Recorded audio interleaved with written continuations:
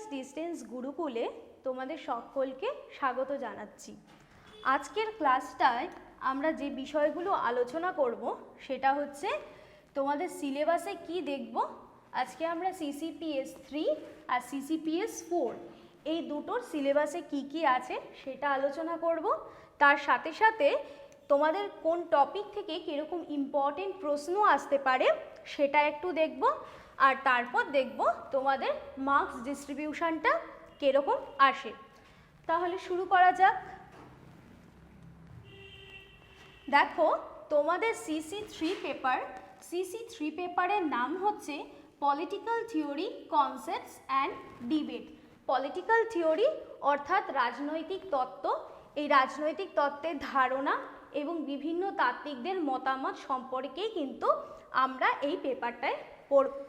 এবং এই পেপারটায় তোমাদের 4টে ব্লগ আছে এবং 4টে ব্লগে 5টা করে মোট ইউনিট রয়েছে। দেখো, ব্লক 1-এর ইউনিট 1-এ বলছে concept of freedom. Concept of freedom হচ্ছে ফ্রিডম বা স্বাধীনতার ধারণা, এবং এখানে আমরা স্বাধীনতা বলতে কি বোঝায়, স্বাধীনতার প্রকারভেদ এই সম্পর্কে কিন্তু আমরা জানব। কিন্তু তোমাদের একটা খুব ভালো কথা বলে রাখি যে এই যে কনসেপ্ট অফ ফ্রিডম এই চ্যাপ্টার থেকে একটা খুব ইম্পর্টেন্ট প্রশ্ন কিন্তু তোমাদের অনেক সময় পরীক্ষায় দিয়ে দেয়। সেটা হচ্ছে স্বাধীনতার রক্ষা কবচ বলতে তোমরা কি বোঝো, বা স্বাধীনতার বিভিন্ন রক্ষা কবচগুলো তোমরা আলোচনা করো। এই কোশ্চেনটা কিন্তু তোমাদের অনেক সময় পরীক্ষায় দিয়ে দিতে পারে। এবার আসছি ইউনিট 2-তে। ইউনিট 2-তে কি বলেছে? Negative freedom. তোমরা যখন ফ্রিডমের প্রকারভেদ পড়বে বা স্বাধীনতার প্রকারভেদ পড়বে তখন তোমরা দেখতে পারবে যে ফ্রিডমকে মূলত দুটো ভাগে ভাগ করা হয়েছে। একটা হচ্ছে নেগেটিভ ফ্রিডম আর তারপরেই হচ্ছে পজিটিভ ফ্রিডম, যেটা আমরা ইউনিট 3-তে গিয়ে পড়ব। নেগেটিভ ফ্রিডম এখানে দেখো লিবার্টি বলা হচ্ছে, ঠিক আছে। নেগেটিভ ফ্রিডম বা নেতিবাচক স্বাধীনতা কি, নেতিবাচক স্বাধীনতার অর্থ কি, বিভিন্ন তাত্ত্বিকরা যারা নেতিবাচক স্বাধীনতার কথা বলেছে বা নেতিবাচক স্বাধীনতার সপক্ষে যুক্তি দিয়েছে তারা নেতিবাচক স্বাধীনতা বলতে কি বোঝাচ্ছেন, নেতিবাচক স্বাধীনতার বিভিন্ন বৈশিষ্ট্য এবং তার সাথে সাথে নেতিবাচক স্বাধীনতার সমালোচনা, মানে যেসব তাত্ত্বিকরা নেতিবাচক স্বাধীনতার সমালোচনা করেছে আমরা কিন্তু সেটা এই চ্যাপ্টারটায় দেখতে পাবো, ঠিক আছে। এবং এই চ্যাপ্টারটায় খুব ইম্পর্টেন্ট একটা প্রশ্ন আসতে পারে, জন স্টুয়ার্ট মিলের স্বাধীনতার ধারণা। এটা কিন্তু তোমরা মাথায় রাখবে, এই প্রশ্নটা কিন্তু পরীক্ষায় অনেক সময় দিয়ে দেয়। তারপর আসছি আমরা ইউনিট 3-তে। দেখো, ইউনিট 3-তে এখানে বলা হচ্ছে পজিটিভ ফ্রিডম বা ইতিবাচক স্বাধীনতা, এবং তার সাথে সাথেই বলা হয়েছে ফ্রিডম অ্যাজ এমানসিপেশন। এমানসিপেশন মানে হচ্ছে মুক্তি এবং ডেভেলপমেন্ট মানে উন্নয়ন।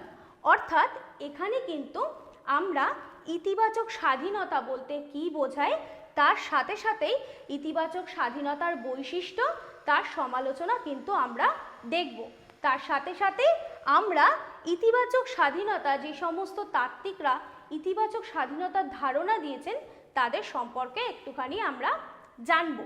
আচ্ছা, এই স্বাধীনতা প্রসঙ্গে তোমাদের আরেকজন তাত্ত্বিকের নাম বলি, সেটা হচ্ছে ইশাইয়া বার্লিন, এবং বার্লিনের স্বাধীনতার ধারণাও কিন্তু তোমাদের অনেক সময় পরীক্ষায় দিয়ে দেয়। তাহলে এই যে স্বাধীনতার 3টে ইউনিট দেখছো, concept of freedom, concept of liberty আর এই যে নেগেটিভ ফ্রিডমের যে ধারণা, এই যে 3টে ইউনিট তোমরা দেখছো, 3টে ইউনিটই কিন্তু খুব ইম্পর্টেন্ট পরীক্ষার জন্য। এইবার আমরা 4 নম্বর ইউনিটে চলে আসি। 4 নম্বর ইউনিটে বলছে যে কনসেপ্ট অফ ইকুয়ালিটি অর্থাৎ সাম্যের ধারণা।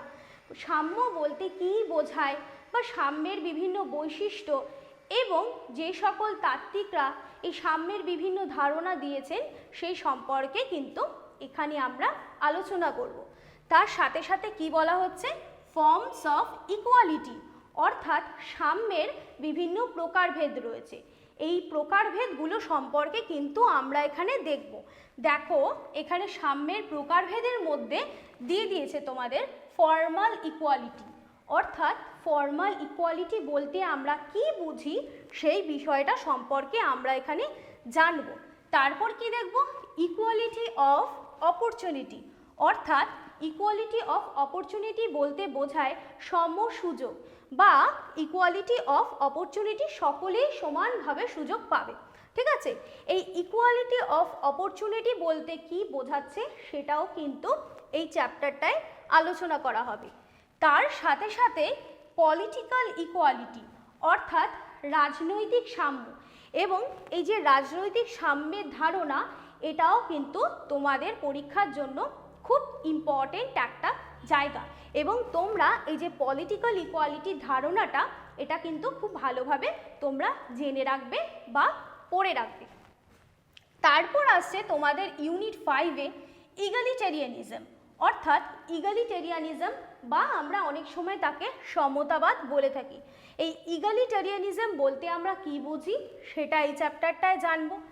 ব্যাকগ্রাউন্ড অফ ইনইকুয়ালিটিস, অর্থাৎ সাম্য যেমন রয়েছে সেরকম আমরা জানি যে বিভিন্ন অসমতা রয়েছে, এবং এই যে অসমতা, এই অসমতার কারণগুলো কি, বা এর যে ব্যাকগ্রাউন্ডগুলো, কি কারণে ঠিক অসাম্য বা অসমতার সৃষ্টি হয়, সেই বিষয়টাও কিন্তু আমরা এই চ্যাপ্টার থেকে দেখব।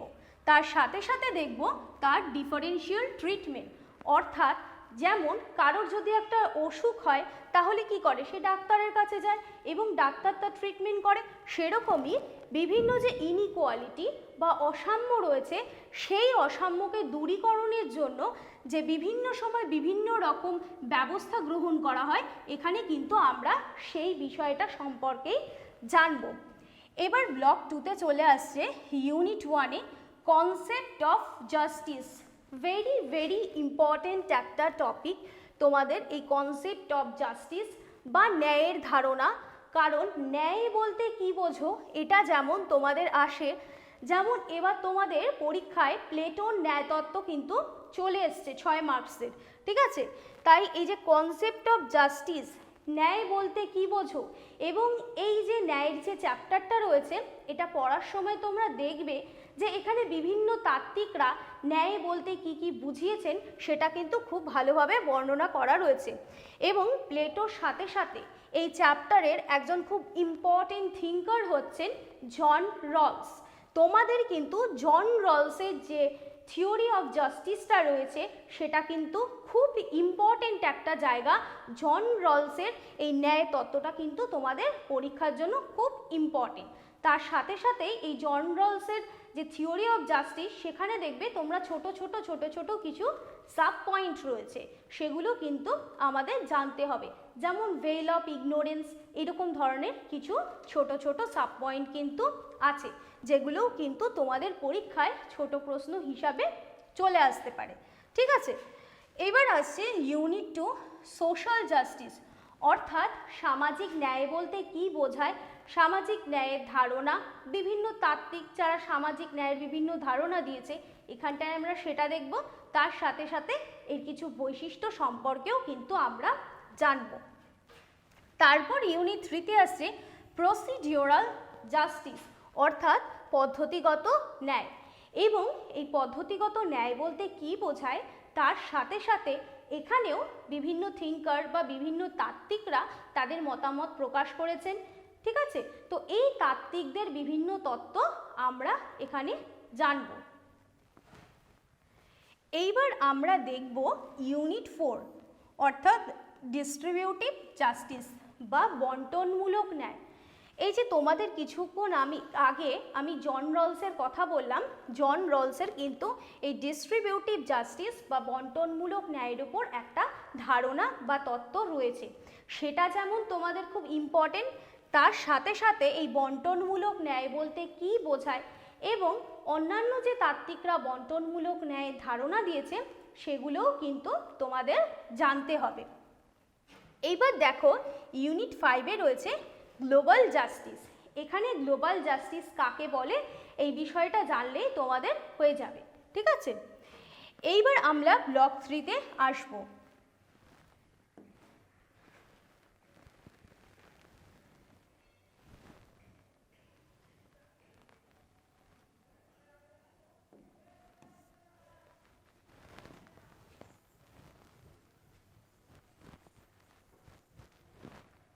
দেখো ব্লক 3 ইউনিট 1-এ বলছে কনসেপ্টস অফ রাইটস, অর্থাৎ রাইটস বা অধিকার তার যে ধারণা এটা কিন্তু এই চ্যাপ্টারটায় আমরা পড়ব।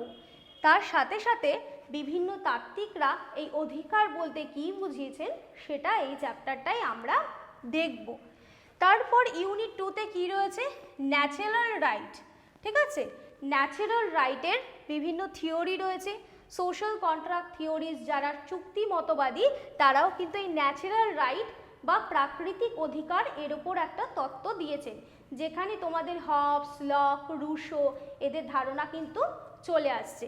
এবং এই যে ন্যাচারাল রাইটস এটা কিন্তু তোমাদের খুব ইম্পর্টেন্ট একটা টপিক, এটা কিন্তু তোমাদের পরীক্ষায় আসতে পারে, খুব ভালোভাবে পড়তে হবে। তার সাথে রয়েছে মোরাল রাইটস, অর্থাৎ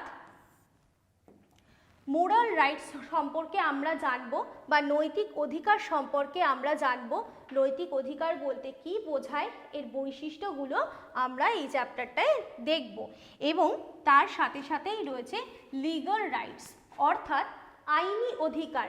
আইনি অধিকার বলতে কি বোঝায় এবং আইনি অধিকারের যে বিভিন্ন বৈশিষ্ট্য রয়েছে সেটা কিন্তু আমরা এই চ্যাপ্টারটায় দেখতে পারবো। এরপর ইউনিট 3-তে চলে আসি, concept of human right. Very very important একটা টপিক হিউম্যান রাইট বা মানবাধিকারের ধারণা। এখান থেকে কিন্তু তোমাদের প্রশ্ন এরকমভাবে আসতে পারে, মানবাধিকারের ধারণা সম্পর্কে লেখো আসতে পারে বা মানবাধিকার বলতে কি বোঝায়, এবং তার সাথে সাথে কিন্তু মানবাধিকারের যে বৈশিষ্ট্য সেটা কিন্তু তোমাদের পরীক্ষায় দিতে পারে। তার সাথে সাথেই তোমাদের দিতে পারে যে এই যে মানবাধিকার রক্ষা, এখানে কিন্তু ইউএনও বা সম্মিলিত জাতিপুঞ্জের একটা বড় অবদান রয়েছে, সেটা কিন্তু তোমাদের পরীক্ষায় দিতে পারে। ইউনিট 4 হচ্ছে 3 জেনারেশন অফ রাইটস, অর্থাৎ অধিকারের 3টে প্রজন্মের কথা কিন্তু এখানে বলা হয়েছে। এবং এই যে 3টে প্রজন্ম, এই 3টে প্রজন্ম কিন্তু একসাথে তোমাদের একটা বড় প্রশ্ন 10 নম্বরের প্রশ্নেই দিতে পারে, অথবা তোমাদের 6 নম্বরের প্রশ্ন করেও কিন্তু সিঙ্গেল যে এক একটা রাইটস রয়েছে, ধরো ফার্স্ট জেনারেশন বা সেকেন্ড জেনারেশন বা থার্ড জেনারেশন, এরকমভাবে কিন্তু তোমাদের পরীক্ষায় প্রশ্নটা করতে পারে। তারপর আমরা চলে আসি ইউনিট 5-এ, রাইটস অ্যান্ড অব্লিগেশন।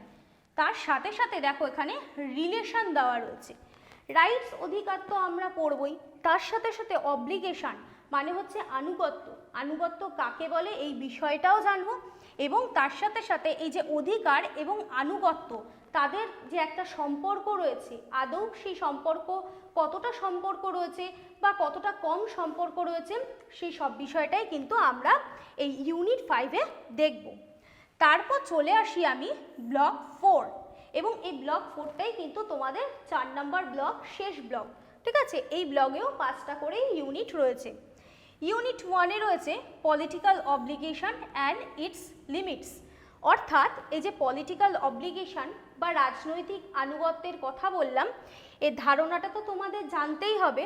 তার সাথে সাথে রাজনৈতিক আনুগত্য, অতিমাত্রায় রাজনৈতিক আনুগত্যের যে সীমাবদ্ধতা বা তার যে লিমিটেশন সেটা কিন্তু তোমাদের জানতে হবে, এবং এই যে লিমিটসটা রয়েছে এটা কিন্তু তোমাদের অনেক সময় পরীক্ষায় চলে আসতে পারে।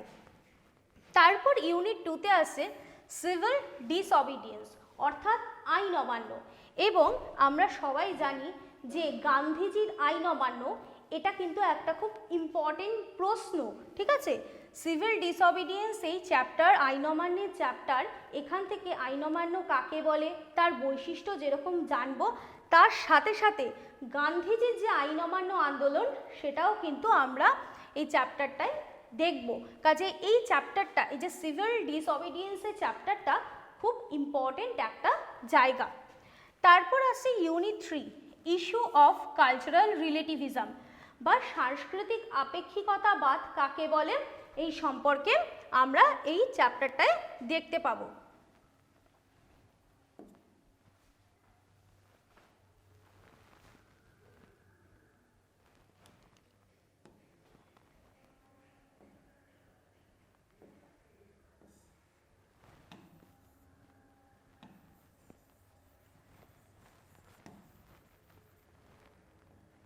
আচ্ছা, এবার দেখো ইউনিট 4 প্লুরাল সোসাইটি, অর্থাৎ প্লুরাল সোসাইটি বলতে আমরা কি বুঝি সেটা সম্পর্কে জানবো।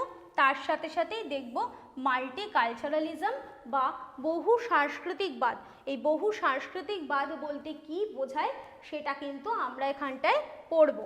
এবং ইউনিট 5 তোমাদের লাস্ট ইউনিট, এখানে রয়েছে ইস্যুস অফ টলারেশন, অর্থাৎ সহিষ্ণুতা বা সহনশীলতার যে ধারণাটা রয়েছে সেটা কিন্তু আমরা এই চ্যাপ্টারটায় দেখব। তাহলে তোমাদের সিসি পেপারে কি কি রয়েছে সেটা তোমরা বুঝতে পারছো।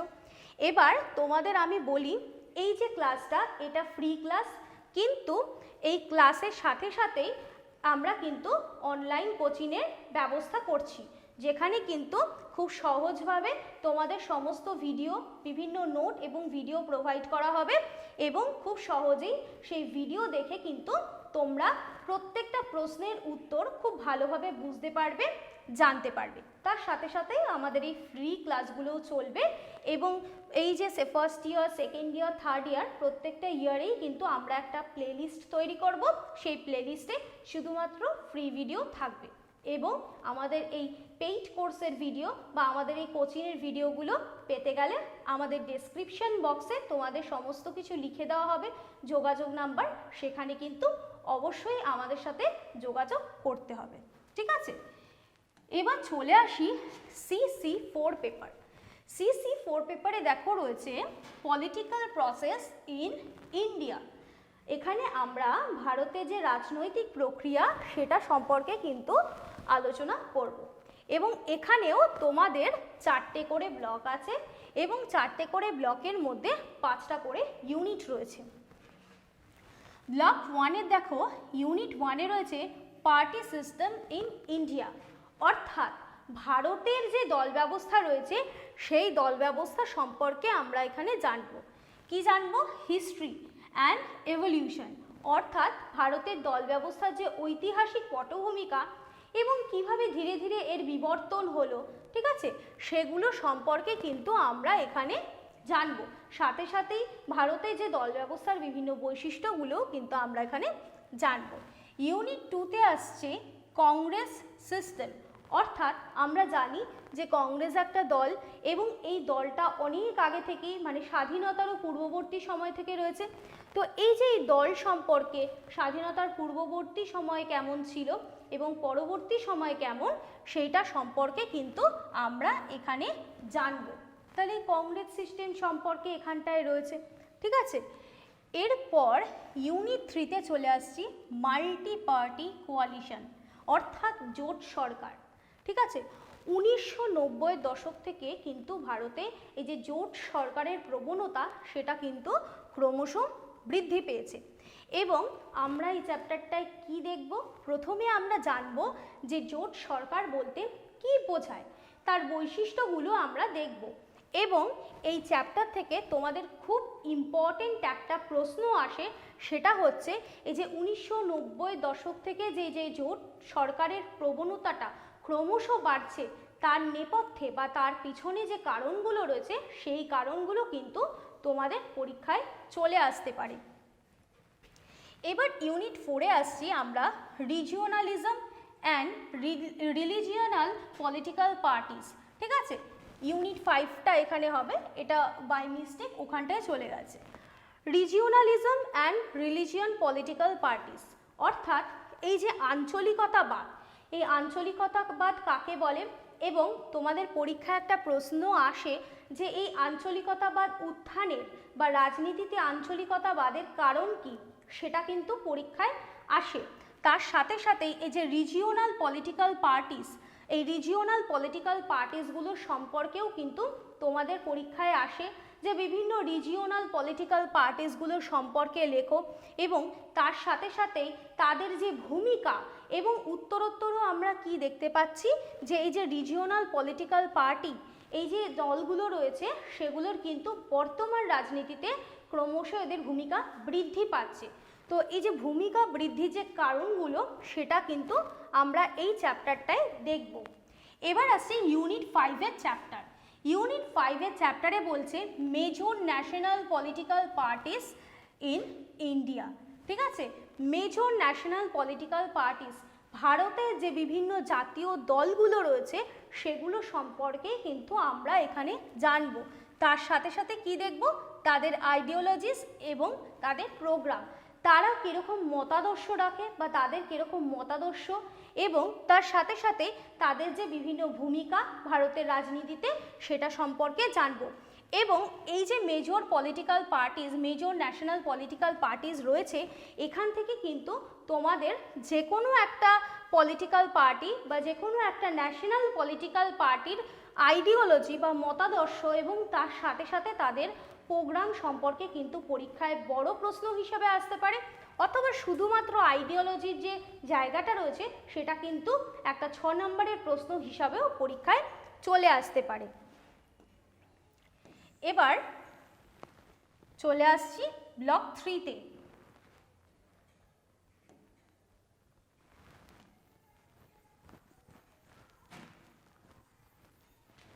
আচ্ছা, ব্লক 3-তে আমরা ব্লক 2-তে আমরা ইউনিট 1-এ দেখছি voting behaviour in India overview. ঠিক আছে, ভারতের যে রাজনৈতিক আচরণ বা ভোটিং আচরণ বা ভোট আচরণ যেটাকে বলছি সেটা সম্পর্কে আমরা এখানে জানব। তারপর ইউনিট 2-তে কি আসছে, caste as a determinant of voting behaviour, অর্থাৎ এই যে ভোট আচরণের ক্ষেত্রে কাস্ট বা বিভিন্ন যে তোমাদের জাত ব্যবস্থা সেটার কি ভূমিকা বা কাস্টের কি ভূমিকা, সেই বিষয়টা কিন্তু আমরা এই চ্যাপ্টারটায় দেখব। এবং এই যে কাস্ট কিভাবে ভোটিং বিহেভিয়ারকে প্রভাবিত করে বা কিভাবে ভোট আচরণকে প্রভাবিত করে সেটা নিয়ে কিন্তু একটা পরীক্ষায় প্রশ্ন আসতেই পারে। এবার আমরা দেখব class as a determinant of voting behaviour, অর্থাৎ ভোট আচরণকে প্রভাবিত করার বা একটা নির্ধারক হিসাবে, ভোটিং আচরণকে একটা নির্ধারক হিসাবে ক্লাস কিভাবে কাজ করে বা ক্লাস কিভাবে একটা ভোটিং বিহেভিয়ারের নির্ধারক হিসাবে কাজ করে সেই বিষয়টা কিন্তু আমরা এখানে দেখব। এবার আসছি আমরা ইউনিট 4-এ। ইউনিট 4-এ রয়েছে gender as a determinant of voting behaviour. ঠিক আছে, জেন্ডার কিভাবে ভোটিং বিহেভিয়ার এর নির্ধারক বা ডিটারমিনেন্ট হিসেবে কাজ করছে সেটা আমরা এই চ্যাপ্টারটায় দেখব। এবং ইউনিট 5-এ গিয়ে দেখব যে এখানে রিলিজিয়ানের পর এটা অ্যাস আলাদা হবে, যেহেতু এটা আমাদের টাইপ মিস্টেক হয়েছে, ঠিক করে নেওয়া হবে। Religion as a determinant of voting behaviour, অর্থাৎ রাজনৈতিক যে আচরণ রয়েছে সেটার ক্ষেত্রে রিলিজিয়ান বা ধর্ম কতটা নির্ধারকের ভূমিকা পালন করে। এবং তোমরা দেখো এই যে কাস্ট বা জেন্ডার বা ক্লাস বা রিলিজিয়ান, এগুলো এই যে ভোটিং বিহেভিয়ার বা ভোট আচরণকে কিভাবে প্রভাবিত করে সেগুলো কিন্তু বড় প্রশ্ন হিসাবে 10 নম্বরের প্রশ্ন হিসাবে প্রত্যেকটা চ্যাপ্টার থেকে একটা সিঙ্গেল প্রশ্ন কিন্তু আসতে পারে, বা দেখা গেল যে এই 10 নম্বরের প্রশ্নটা কিন্তু 6 নম্বরের প্রশ্ন হিসাবেও দিতে পারে। ঠিক আছে, এবার আসছি আমরা ব্লক 3-তে। ব্লক 3-এর ইউনিট 1-এ দেখো politics of cessation and accommodation, অর্থাৎ এখানে কিন্তু আমরা বিচ্ছিন্নতাবাদের যে রাজনীতি সেটা সম্পর্কে জানব, তার সাথে সাথে অ্যাকোমোডেশন সম্পর্কেও এই চ্যাপ্টারটায় জানব। তারপর আসছে unit 2 secularism in India concepts and debates. Secularism বা ধর্মনিরপেক্ষতা, ভারতের ক্ষেত্রে ধর্মনিরপেক্ষতা কি, তার কারণ হচ্ছে তোমরা জানবে যে ইন্ডিয়ার ক্ষেত্রে যেটা ধর্মনিরপেক্ষতা, ওয়েস্টার্ন ক্ষেত্রে কিন্তু সেটা ধর্মনিরপেক্ষতা নয়, তার মধ্যে খুব সূক্ষ্ম একটা পার্থক্য কিন্তু রয়েছে।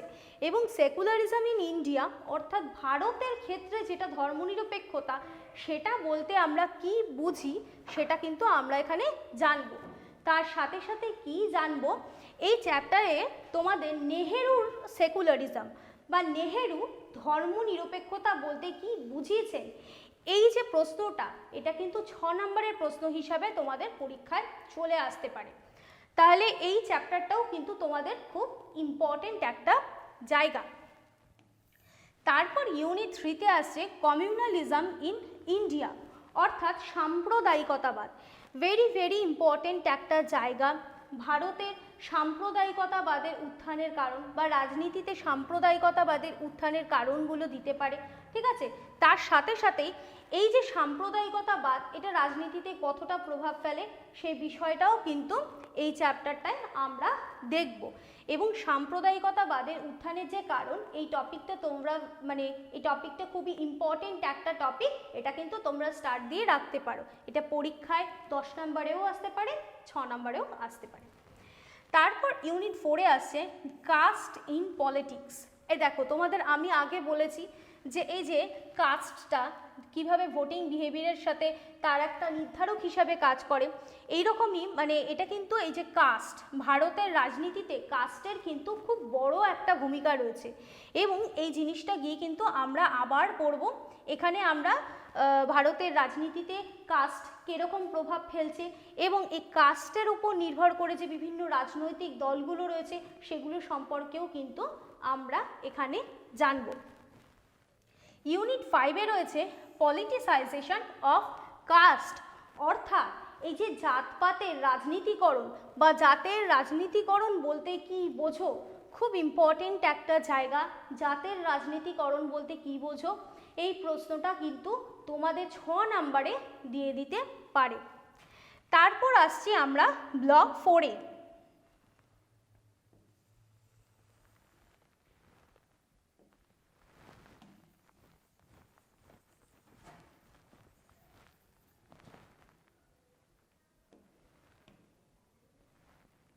আচ্ছা, ব্লক 4-এ দেখো তোমাদের ইউনিট 1, 2, 3, 4 সবকটাতেই রয়েছে affirmative action. Affirmative action policies মানে তাহলে কি, ইতিবাচক পদক্ষেপ।